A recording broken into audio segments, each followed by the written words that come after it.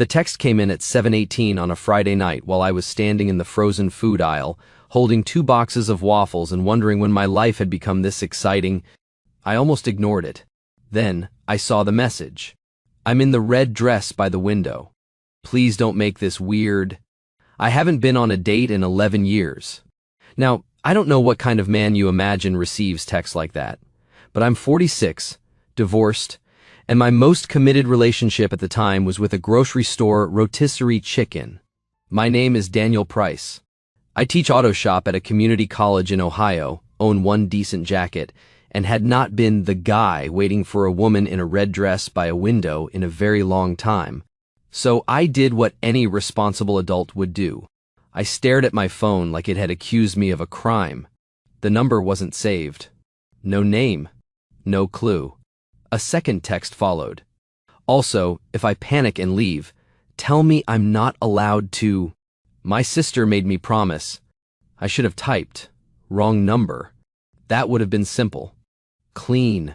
Mature. Instead, I stood there with waffles getting soft in my hand, feeling something I hadn't felt in years. Concern.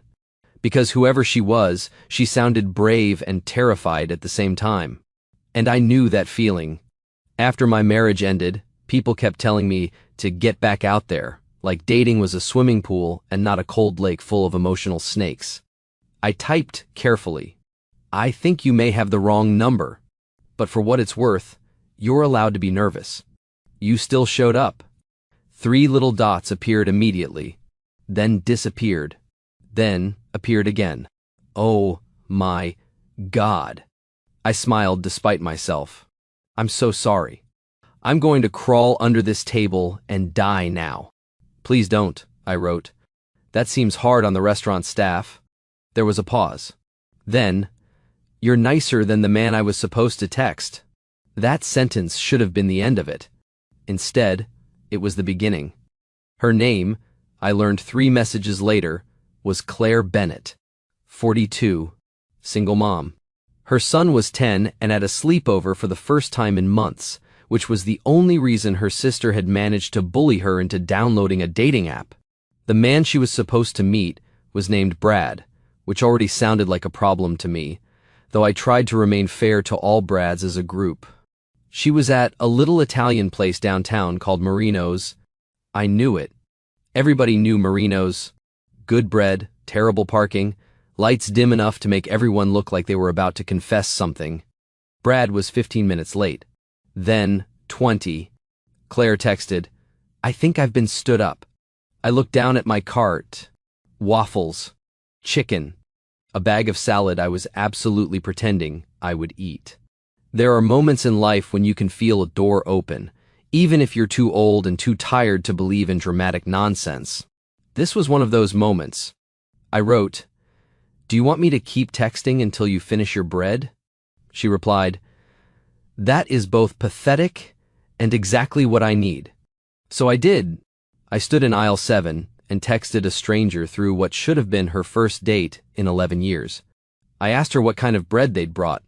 Warm, dangerous, the kind that makes you believe in butter again. I asked if the red dress was as impressive as advertised. She wrote, It still has the tag tucked in the back because I wasn't sure I was keeping it. That made me laugh out loud, which caused an older woman near the peas to look at me like frozen vegetables deserved silence. Then, Claire sent one more message. I know this is ridiculous, but can I tell you something honest since I'll never meet you? My thumb hovered over the screen. Sure. The reply came slowly. I'm not sad he didn't show up. I'm scared I'm relieved. I stopped laughing. The fluorescent lights hummed above me. Somewhere a freezer kicked on. The waffles in my hand were definitely losing their structural integrity. I understood her too well. I had been relieved when dates canceled. Relieved when conversations died. Relieved when life stayed small because small felt safe. After my divorce, I told myself I was healing. But some nights, I was just hiding with better vocabulary. I typed, Maybe part of you already knew he wasn't the right man to walk toward. A minute passed. Then Claire wrote, That sounds like something a good man would say. I stared at those words longer than I should have. Then, another message arrived. Brad just walked in. My stomach tightened, which made no sense at all. I didn't know this woman. I had no claim, no place, no reason to care whether some late dating app guy with a terrible name sat across from her. But then, Claire sent a final text. He's not alone. Sometimes you just sit beside someone while they decide whether to turn the key. I typed, "You don't have to be polite to people who made you feel small before they even sat down." The message showed delivered, no answer. I stared at the screen until my cart drifted slightly and bumped the freezer door. A teenage stockboy looked over like he was wondering if I needed supervision. Then Claire sent, "He's introducing us." A moment later, he said, "Claire, this is Monica." She wanted to make sure I was meeting someone normal. I felt my jaw tighten. Normal. There are words people use when they want to insult you while keeping their hands clean. I wrote, "Stand up." She replied, "What?" "Stand up. Put your napkin on the table. Smile if you can. Then leave." I regretted sending it the second my thumb lifted. Who was I to give orders to a stranger in a restaurant? Some divorced shop teacher holding salad he didn't want? But Claire answered, "My legs are not currently taking suggestions." So I did the only thing I could do. I called her. The phone rang once, twice. When she answered, her voice was low and tight. "Daniel?" I had not known how much I wanted to hear my name in her voice until it happened. "Hi," I said, standing between frozen pizza and breakfast sausage like a man in a very unimpressive rescue scene. "You're going to pretend this is an urgent call." "What?" "Work with me, Claire." A tiny breath, almost a laugh. "Okay." I pitched my voice louder, clean and steady. "Ms. Bennett, I'm sorry to interrupt, but there's been an issue with your son's overnight bag." She went still on the other end. Then she caught on. "Is he okay?" "Completely fine," I said. "But you're needed." There was a pause. In the background, a man said, "Is everything all right?" Brad, I assumed. He sounded exactly like someone who owned too many vests. Claire's voice changed. Not louder. Stronger. "I'm sorry," she said away from the phone. "I have to go." Another woman's voice, smooth as a knife. "Already?" And then Claire did something that made me like her before I had any right to. She said, "Yes, already." I heard the scrape of a chair, a rustle, the faint clink of silverware. For one heartbeat, I thought she'd made it. Then Brad said, "Come on, Claire." We just sat down. "Monica's just protective." Claire didn't answer.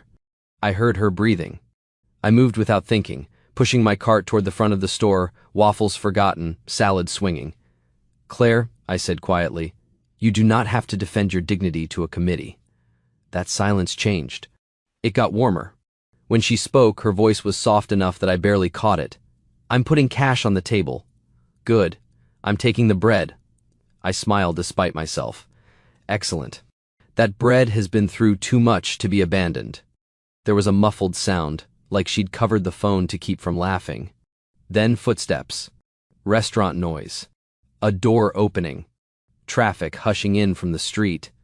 "I'm outside," she said. Only then did I realize I was standing by the self-checkout with a cart full of groceries I no longer remembered choosing. The cashier looked at my waffles. "You buying those?" "Apparently," I said. Claire exhaled into the phone. It shook a little on the way out. "You didn't have to do that." "I know. Most men would have told me to be nice." "I teach teenagers how to rebuild engines," I said. "I've seen what happens when people ignore warning lights." That time she laughed for real. It was brief, uneven, and beautiful, in the way relief can be beautiful when it finally gets air. "I'm sitting on a bench outside Marino's," she said. "In a red dress I might still return, holding stolen bread." "You paid for it?" "I left $9. "Then it's emotionally acquired bread." She laughed again, and I found myself leaning against the bagging area like the sound had moved something in my chest. Then her voice turned careful. "Daniel?" "Yeah?" "Would it be strange if I asked you not to hang up yet? I looked at the glowing checkout screen telling me to place my item in the bagging area. I looked at the waffles, the salad, the life I'd been keeping quiet and manageable for 3 years. "No," I said. "It would be strange if I wanted to."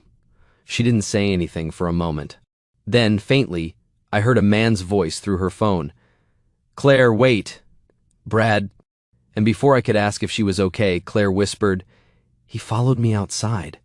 I stayed leaning against that self-checkout bagging area for exactly 1 second after Claire whispered that Brad had followed her outside. Then I moved. Not heroically. Not like a man in a movie.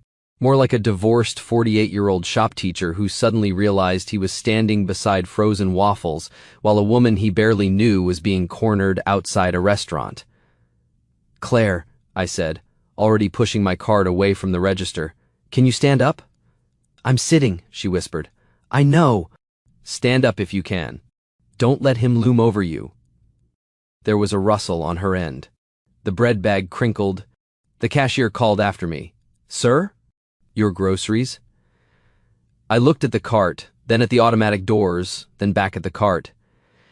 "Keep the waffles," I said. She blinked. "Sir, we don't keep waffles." "Then release them into the wild." I left the cart beside customer service and walked into the cold Ohio evening with my phone pressed to my ear. Through the line, Brad's voice got clearer. "Claire, come on. Don't do this dramatic thing." Her voice came back steadier than I expected. "I'm going home." "You're embarrassing me." That sentence did something ugly inside my chest. Not because I knew Claire. I didn't. Not really. I knew her laugh, her nerves, and that she stole bread with accountability, but I knew that tone. My ex-wife, Melissa, used to shrink whenever her father spoke to her that way at family dinners. Like her feelings were a mess someone else had to apologize for. Claire said, "I'm embarrassing you?" Brad sighed, big and wounded. "Monica just wanted to meet you." "On our first date?" "Well, you have a kid?" "I have kids. Adults should be practical." I stopped beside my truck. A kid. Of course she had mentioned being a single mom in the title of her life. But not in our messages. She had carried that detail quietly, like something people had taught her to apologize for. Claire's voice hardened. "My son is not a scheduling concern, Brad. Don't twist it. I'm saying it matters. Dating a woman with a teenage son is complicated." Teenage son. My hand paused on the truck door handle.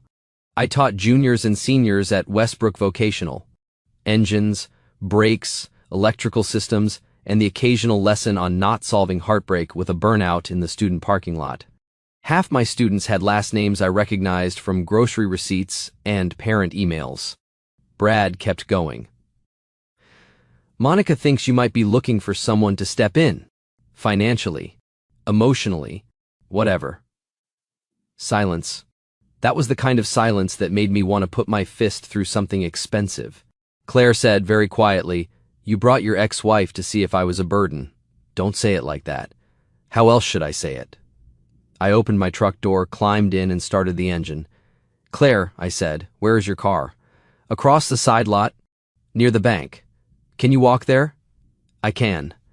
"Do that." Brad's voice sharpened. "Who are you talking to?" Claire didn't answer him. Footsteps started through my speaker. I pulled out of the grocery store lot too fast, then forced myself to slow down because getting pulled over would not improve anyone's evening. "Claire," I said, "I'm walking. You're doing fine." "I don't feel fine." "You don't have to feel fine to leave." There was a breath on the line. Then, because apparently the woman could be funny while being emotionally mugged in a parking lot, she said, "I still have the bread." Good. Evidence of survival. A laugh escaped her, shaky and small. Then Brad said, closer now, "Claire, stop." Her footsteps stopped. So did my breathing. "I said stop," he repeated. Claire's voice changed. It went low and clear. "Brad, if you take one more step toward me, I'm going back inside and asking the hostess to call the police." For a second, all I heard was traffic. Then a woman's voice cut through the night. "Brad?" Let her go. Monica. Well, there was a twist. Brad snapped. Stay out of it. No, Monica said. I should have stayed out of it at the table. Not now. I turned onto Maple, 2 blocks from Marino's. Monica's voice came closer to Claire's phone. Claire, I'm sorry. He told me you wanted to meet me. He said you were nervous about the kids. Claire let out a stunned breath. He said what? Brad muttered something I couldn't catch. Monica did not mutter. He does this. He makes women audition for a role he hasn't even earned the right to offer. I almost laughed, but there was nothing funny in it. Claire said, I didn't know I was auditioning. You weren't, Monica said. He was. That line landed so cleanly I wanted to applaud the woman. I pulled into the side lot by Marino's and parked under a flickering lamp. For the first time I saw her. Claire Bennett stood near a silver sedan in a red dress, holding a paper bag of bread against her chest like it was the last solid thing in the world. Her hair was brown and loose around her shoulders, her posture too proud to be called fragile. Brad stood several feet away, handsome in the glossy way of men who check their reflection in dark windows. Monica was beside the restaurant door, arms crossed, looking tired of his entire personality. I got out of the truck but didn't rush in. Claire had handled herself. I wasn't there to rescue her like she was helpless. I was there because she had asked me not to hang up. Her eyes found me across the lot. Recognition moved across her face slowly, impossibly. She lifted the phone from her ear. Daniel? She called. Hearing my name in her real voice, not filtered through a speaker, hit harder than it should have. I raised one hand. Hi. Brad turned toward me. Who the hell are you? Before I could answer, Claire's phone lit up in her hand. She glanced down automatically. Her face changed. Not fear this time. Shock. She looked from the screen to me. What? I asked. She turned the phone so I could see the message. Mason, Mom, why is my auto shop teacher standing in the parking lot with you? The message hung between us in the parking lot, glowing on Claire's phone like the universe had developed a sense of humor. Mason, Mom, why is my auto shop teacher standing in the parking lot with you? Claire still stood near her silver sedan, holding that paper bag of bread against her chest. I was by my truck, one hand half raised like an idiot who had wandered into the wrong movie. Brad was near the restaurant, glaring at me. Monica stayed by the door with her arms crossed, looking like she had reached the end of every man's sentence. I cleared my throat. That's a fair question. Claire blinked at me. Then, despite everything, she laughed. Not a pretty little laugh. A real one. The kind that breaks through panic like sunlight through blinds. Brad did not appreciate the lighting change. Auto shop teacher, he said, looking between us. Claire, are you serious? Claire lowered her phone. I accidentally texted him instead of you. Brad's face twisted. And he came here? I asked him not to hang up, she said. That doesn't answer my question. I took one step forward, slow enough that nobody could mistake it for a challenge. She was uncomfortable. I was nearby. Brad gave me a cold smile. So you make a habit of running to lonely women in parking lots? There it was. The sentence meant to make her shrink. I saw Claire's shoulders tighten. Before I could speak, she did. No, she said. He made a habit tonight of listening when I said I was uncomfortable. You should try it sometime. Monica muttered, Amen. Brad snapped, You don't even know this guy. Claire looked at me then, really looked. The bread bag crinkled under her fingers. No, she said softly, but I know how I felt talking to him. That shut me up more effectively than anything Brad could have said. Her phone buzzed again. She glanced down. Mason, seriously, is Mr. Price okay? Are you okay? Claire's face changed in that instant. The woman in the red dress, the woman who had walked out of a humiliating dinner with stolen bread and a shaking voice, became a mother. I need to call my son, she said. Brad scoffed. Of course. Mason again. Every ounce of warmth left her face. Careful, she said. It was only one word, but even I felt the temperature drop. Brad held up his hands. I'm just saying, this is why dating you is complicated. There's always some emergency, some school thing, some mention of your dead husband. Stop, I said. I didn't yell. I taught teenagers around engines, sparks, and moving parts. You learn the tone that cuts through noise. Brad looked at me. Excuse me? You don't get to use her son or her husband as a weapon because you're embarrassed. Claire went very still. Monica's arms slowly uncrossed. Brad's jaw worked. You don't know anything about it. No, I said, but I know enough. Claire's eyes shone, but she didn't look weak. She looked like someone who had been carrying dignity alone for a long time and had just realized she could set down one corner of it. She lifted the phone and called Mason. I stayed where I was. Brad stayed where he was. Monica watched him like a security camera with earrings. Hey, honey, Claire said, her voice turning gentle. I'm okay. I could hear Mason faintly through the speaker, anxious and young. Then why is Mr. Price there? Claire looked at me, and a smile tugged at her mouth. Because your mother accidentally texted the wrong person, and apparently he's the kind of man who shows up when someone sounds scared. There was a pause. Then Mason said, That sounds like him. I had to look away for a second. Teenagers don't hand out praise like candy. You earn it in nickels over months. Claire listened, nodding even though he couldn't see her. No, I'm leaving now. Yes, I have my keys. No, I did not cry in the restaurant. Another pause. She glanced at the bag. I may have stolen bread. Mason said something that made her laugh again. Then her smile softened. I love you too. I'll be home soon. She ended the call and held the phone against her chest beside the bread. Brad looked smaller somehow. Not physically, just less convincing. I think we're done, Claire said to him. He gave a bitter laugh. Because of one bad dinner? No, she said, because I finally heard myself trying to explain why I deserved basic kindness. I'm too old for that, Brad, and too tired. Monica stepped away from the restaurant door. I'll drive him home. Brad turned on her. Monica, no, she said. You are absolutely not driving angry after humiliating one woman and insulting a dead man in front of a teacher who looks like he knows how to use a tire iron. I do, I said. Claire looked at me. For tires, I added. That did it. She laughed again, and this time it sounded less shaky. Brad cursed under his breath and walked toward Monica's car. Monica paused beside Claire. I'm sorry, she said. Claire nodded. Me too.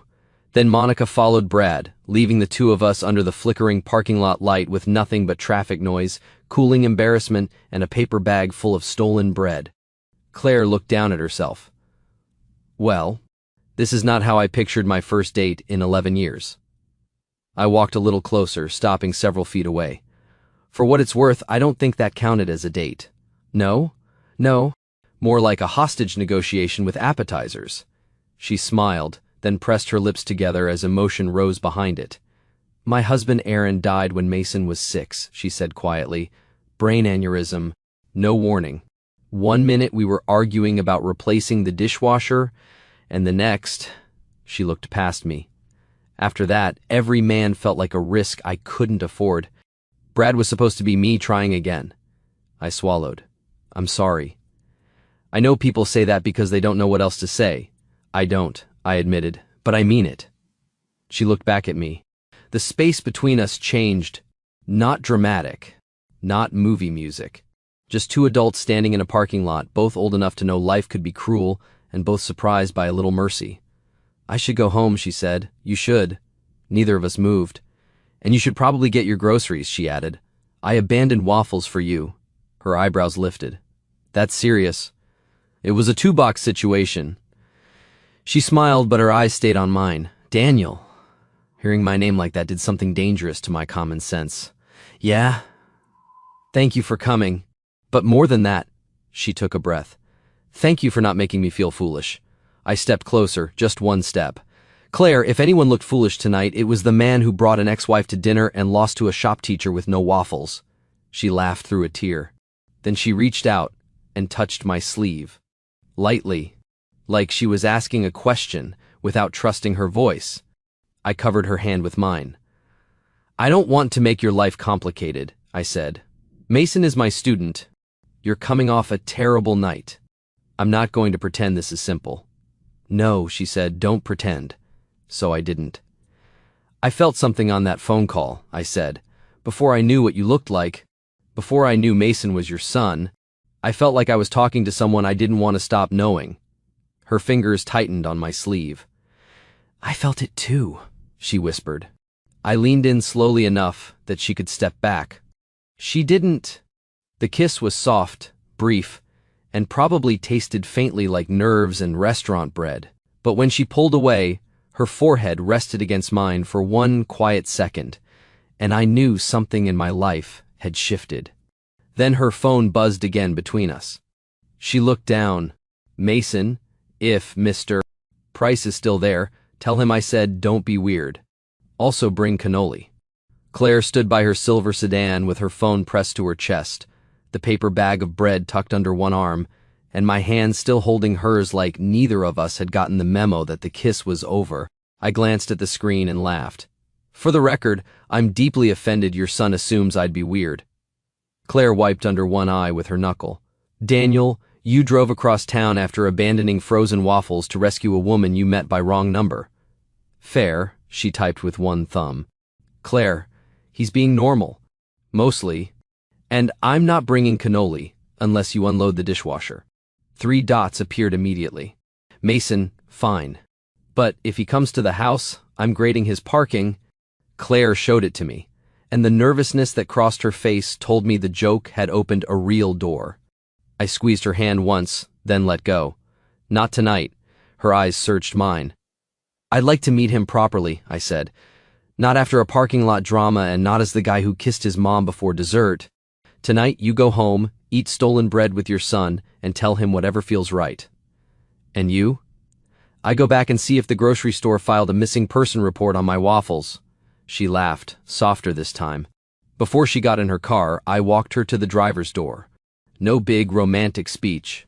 Just my hand resting on the top of the door while she looked up at me like she was still deciding if Hope was safe. Text me when you get home, I asked. I was going to accidentally text you anyway. 2 weeks later, I met Mason as Claire's son, not just my student. He opened the front door wearing a Browns hoodie and the expression of a teenager prepared to defend the kingdom. Mr. Price, he said. Mason, you hurt my mom, I'll fail your class. You currently have a B-. I'll find a way, Claire called from the kitchen. Mason Bennett, he stepped aside, trying not to smile. She made lasagna. Don't compliment it too much. She gets suspicious. That first dinner was awkward for about 12 minutes.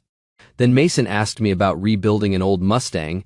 Claire accused both of us of speaking in engine noises, and somehow I ended up under their kitchen sink fixing a leak while wearing one of Aaron's old flannel shirts because I'd gotten sauce on mine. Claire went quiet when she saw it. I started to take it off. I'm sorry. I didn't think. No, she said, touching the cuff. It's okay. That was how we learned to move forward. Not by pretending the past had vanished, but by making room for it at the table. There were careful months after that. I spoke to the principal before anything could look improper. Mason stayed in my class, but I kept every boundary clean enough to pass inspection by the harshest school board member in Ohio. Claire and I dated on Friday nights when Mason was at his friend Eli's house. Sometimes we went to nice restaurants.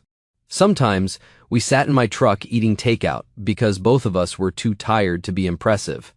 Our first real argument happened over a shelf. I installed it crooked. Claire insisted it was fine. I insisted it was not. She finally said, Daniel, I don't need everything in my life repaired. That landed harder than she meant it to. So I put down the drill, sat beside her on the floor and said, Then tell me when you want help and when you just want company. She leaned her head on my shoulder. Company. I became very good at company. A year later, Mason graduated. When he crossed the stage, Claire cried into my jacket, and Mason rolled his eyes from 20 yards away like we were personally embarrassing him in front of democracy. Afterward, he hugged his mother, then looked at me. "You're still weird," he said. "I've grown as a person." "No." Then he hugged me too. Quick, crushing, and gone before anyone could make a big deal of it. Claire and I got married the following spring in her backyard under a rented white tent. Nothing fancy. Mason walked her halfway down the aisle, then stopped, kissed her cheek, and put her hand in mine. "Don't mess this up," he whispered. "I won't." Claire heard him and laughed through tears. At the reception, someone placed a basket of bread on our sweetheart table as a joke. Claire picked up a roll, held it like evidence, and said, "This marriage began with theft." "And waffles," I added. "And one wrong number," she said. 3 years have passed since that night outside Marino's. Mason is studying mechanical engineering now, though he still texts me pictures of badly parked cars with the caption, "Is this you?"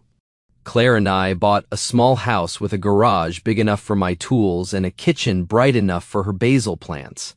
Some evenings, after dinner, she'll lean against the counter and text me from 6 feet away. "Claire, are you available to rescue a woman from a terrible date?" And I'll look up at my wife, at the laugh lines I love, at the life I never expected to find in the middle of a grocery run, and text back, "Me, only if she steals bread." What would you have done if a single mom accidentally texted you instead of her date and ended up needing help in a parking lot? And have you ever had one wrong message reveal feelings you didn't know how to name? Tell me your story in the comments. If you liked this one, leave a like, subscribe, and I'll see you in the next video.